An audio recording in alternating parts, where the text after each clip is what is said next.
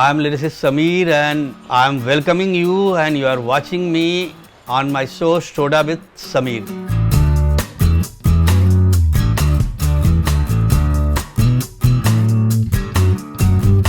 Soda with Sameer रखने का सबसे बड़ा पर्पज़ जो मेरा है वो ये है कि मैं बाकी सारे ड्रिंक्स अवॉइड करना चाहता हूँ, क्योंकि कॉफ़ी पियो, चाय पियो, ये सब नुकसान की चीज़ें हैं और जो दूसरी चीज़ें पीने वाली हैं वो तो उनसे भी ज़्यादा नुकसान की हैं।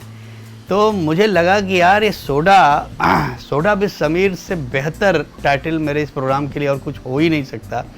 उसका रीज़न क्या है कि एक तो सोडा पेट के लिए बहुत अच्छी चीज़ है, दूसरा मैं ऐसा सोचता हूँ कि यही एक ऐसा ड्रिंक है जिसमें कोई नुकसान नहीं है, और जो सबसे ख़ास बात है जिसको मैं इस प्रोग्राम में कहीं ना कहीं जस्टिफाइड करना चाहता हूँ कि सोडा में जो उछाल है, सोडा में जो बुलबुले आते हैं वो और किसी ड्रिंक में नहीं आते। और इस प्रोग्राम में आपको मैं ऐसी कमाल की चीज़ें सुनाने वाला हूँ और बताने वाला हूँ कि वो उछाल आपकी ज़िंदगी में भी आएगा और आप सुनेंगे तो आपको उतना ही मज़ा आएगा जितना सोडा के बुलबुलों में होता है।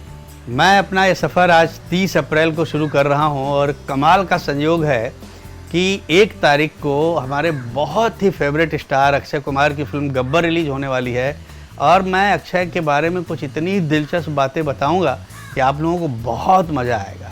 मुझे जब अक्षय का नाम आता है तो बहुत सारी चीज़ें याद आने लगती हैं। मुझे सबसे पहले तो याद आता है कि मेरी बिल्डिंग के नीचे अक्षय का क्रिकेट खेलता हुआ वो रूप, और जब मैं अक्षय को देखता था तो मुझे लगता था यार बड़ा हैंडसम लड़का है, ये एक्टर क्यों नहीं बनता। अक्षय के पिताजी से मेरी बड़ी अच्छी दोस्ती थी। मैंने एक बार उनसे वॉक करते वक्त लोखंडवाला में मैंने उनसे कहा भी था कि अंकल आपका बेटा बहुत खूबसूरत है, इसको बोलिए एक्टर बन जाए। तो उन्होंने कहा बेटा तुम जो सोच रहे हो वो ऑलरेडी सोच रहा है, वो संघर्ष कर रहा है। मुझे लगता है आने वाले दिनों में अगर ऊपर वाला साथ रहा तो एक्टर ज़रूर बनेगा। कट्टू मुझे याद है एक दिन एक हमारा प्रोड्यूसर आया और मुझे बोलता है कि यार एक पिक्चर मैं कर रहा हूँ जिसका नाम है डांसर, उसमें मैंने अक्षय कुमार को साइन किया है। तो मुझे बड़ा अच्छा लगा कि यार देखो जो मैं सोच रहा था अभी अक्षय एज ए एक्टर आ ही रहा है। उसके बाद बहुत सारी मुलाकातें होती रही और पिक्चर हमने की, आनंद मिलन का उसमें म्यूजिक था, बड़ा मज़ा आया। और अक्षय को जब हमने डांस करते हुए देखा, एक बात मैं बताऊँ आप लोगों को कि जब मैं अक्षय को देखता था ना तो मैं कभी नहीं सोचता था कि यार ये लड़का इतना बड़ा स्टार बनेगा, मगर धीरे धीरे जैसे अक्षय ने इम्प्रूव किया अपने आप को, वो अक्षय जो मुझे पहले देखने में लगता था कि ये शायद दरमियाना एक्टर बने, जिस तरह से उसकी फिल्में मैं करता रहा और जिन फिल्मों में मैं अक्षय को देखता रहा मुझे लगा कि नहीं ये तो श्योर शॉट सुपरस्टार है। फिर हमने बहुत सारी फिल्में की और बड़ा मज़ा आया। और अक्षय जब भी आज भी जब मिलते हैं तो मुझे उसी शिद्दत उसी प्यार से मिलते हैं। मुझे एक कमाल की कहानी याद आ रही है अक्षय के बारे में कि एक मेरी फिल्म थी हाउसफुल 2, तो साजिद खान ने मुझे कहा और साजिद नडियाडवाला ने मुझे कहा कि यार आप आ जाओ, कोई डिस्कस करना है तो सेट पर ही डिस्कस करेंगे।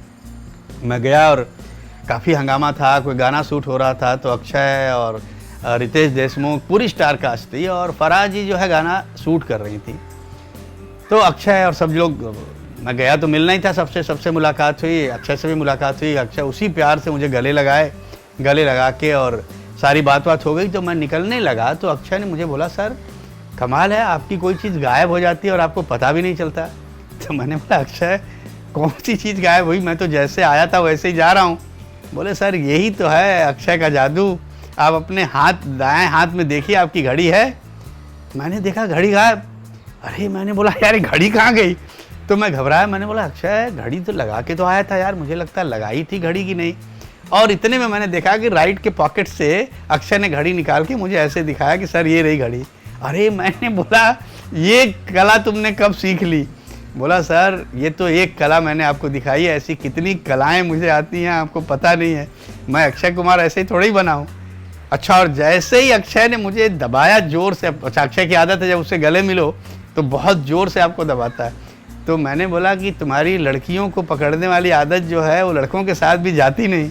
तो बहुत ज़ोर से हंसा, बोलता है कि सर आप भी ना मस्ती करते रहते हैं। मतलब मस्ती ने, मैं तो डर गया यार कि ऐसा ना हो कि मेरी हड्डी वड्डी कोई टूट जाए जिस तरह से तुमने मुझे दबाया है। अक्षय के साथ बहुत सारे इंसिडेंट्स मुझे याद आते हैं, बहुत सारे सेट पे हम लोग मिले और अक्षय जब मिले हैं मुझे, एक कमाल का किस्सा मुझे याद आता है कि एक बार अक्षय ने मुझे बोला कि सर मैं जुहू बीच पे 1:30 बजे दोपहर में रनिंग कर रहा था।